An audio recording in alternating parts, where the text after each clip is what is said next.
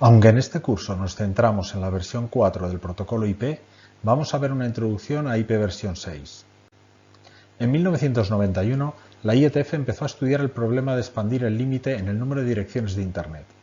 Como la dirección IP va en la cabecera del protocolo, esto implicaba cambiar la cabecera, o lo que es lo mismo, una nueva versión de IP. Nuevo software para cada host y para cada router en Internet. Desde el 94 al 98 se trabajó en este nuevo protocolo, que se denominó IP versión 6. Hubo una IP versión 5, pero que fue un protocolo experimental que no se llegó a utilizar.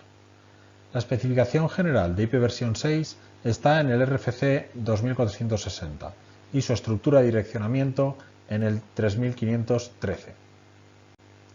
Las direcciones en IPv4 tienen 32 bits, por lo que tenemos más de 4.000 millones de direcciones, que en un principio se pensaron suficientes, pero con la expansión de Internet se han quedado muy cortas.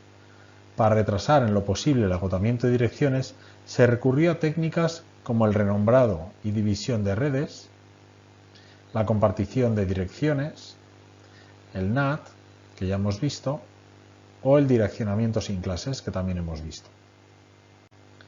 Pero, ¿cómo se asignan las direcciones en IPv4? Son gestionadas por el organismo IANA, Internet Assigned Numbers Authority, que a su vez las reparte en los 5 Regional Internet Registries, o RIR, que son responsables de la asignación a los usuarios finales en cada una de sus zonas. RIPE para Europa y Oriente Medio, APNIC para Asia-Pacífico, ARIN para Norteamérica, LACNIC para Centro y Sudamérica y AFRINIC para África. En febrero de 2011, el IANA repartió entre los 5 RIRs los últimos 5 bloques /8 de direcciones IPv4 que le quedaban. El rápido crecimiento y la demanda en Asia hace que se agoten las direcciones ahí en 2 meses. En 2012 se agotan también en Europa y en 2014 en toda América. Está previsto que en África se agoten las direcciones IPv4 en 2018. Además del problema de un número de IPs insuficiente, con IPv4 también tenemos limitaciones, porque se generan unas tablas de enrutamiento enormes, además de que es un protocolo muy complejo, difícil de procesar en los routers, y que tiene problemas cuando intentamos dar soluciones de movilidad o de plug and play. Con IPv6 se soluciona el problema del espacio de direccionamiento al aumentar de 32 bits a 128 bits la dirección. Ya no es por tanto necesario el direccionamiento privado ni NAT y podemos poner una dirección pública a todo dispositivo que queramos conectar a Internet, haciendo las comunicaciones transparentes de extremo a extremo. La estructura de red está jerarquizada para mejorar la eficiencia en el enrutamiento, algo parecido al direccionamiento sin clases. Se simplifica la cabecera, lo que facilita enormemente el trabajo de los routers. Se implementa IPsec por defecto, aunque hay que habilitarlo, por lo que se pueden cifrar y autenticar todas las comunicaciones de manera sencilla. Se crea una nueva versión de ICMP y se emplea multicast en lugar de broadcast. También se ofrecen mecanismos de autoconfiguración y plug and play que facilitan la vida al usuario.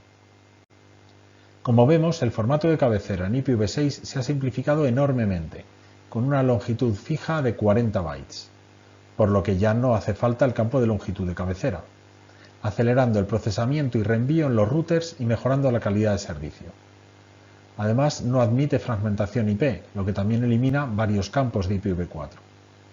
Otros campos se mantienen, como son el número de versión del protocolo, la clase de tráfico, la longitud de los datos en bytes, o el límite de saltos, TTL, o el campo de siguiente cabecera o protocolo, que también sirve para apuntar a las opciones. Y luego las direcciones IP de origen y destino, esta vez de 128 bits cada una. Se añade un nuevo campo de etiqueta de flujo para poder identificar grupos de datagramas, que se podrá utilizar para una gran variedad de servicios en un futuro. Las direcciones ahora tendrán 128 bits y se representan con 48 números en formato hexadecimal en 8 grupos de 4, como podemos ver en este ejemplo. Además, como hemos visto, se ha quitado el campo de checksum, porque así no es necesario procesar en cada router el datagrama y la comprobación de errores ya se hacía en la capa de transporte y en la de enlace. Las opciones en IPv6 están permitidas, pero quedan fuera de la cabecera, y se ha actualizado el protocolo ICMP a su versión 6, que añade algunos mensajes y funciones para la gestión de los grupos de multidifusión. Lo más complejo de todo esto es la transición de IPv4 a IPv6, porque no se puede hacer la migración en un momento concreto todos a la vez, sino que hay que ir actualizando toda la infraestructura y mantener ambos protocolos conviviendo un tiempo. Esto se logra de dos formas distintas, mediante la denominada pila dual o dual stack, donde los nodos entienden ambos protocolos, o mediante tunelización, donde si un nodo no entiende IPv6, ese tráfico se encapsula en datagramas IPv4. Aquí vemos cómo funcionaría una pila dual, en la que los extremos entienden IPv6, pero en el camino hay routers IPv4. En este caso se perderá información, como por ejemplo la etiqueta de flujo que iba en IPv6 y que al pasarlo a IPv4 se pierde. En cambio, con la tunelización lo que hacemos es meter esos datagramas IPv6 completos en datagramas IPv4, por lo que no perdemos nada de información.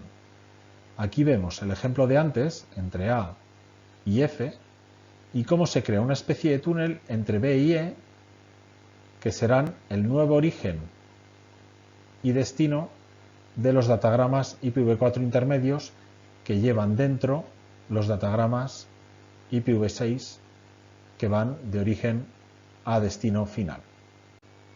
En esta gráfica, Google nos muestra a sus usuarios que emplean IPv6, que ya alcanzan el 14% del total en abril de 2017.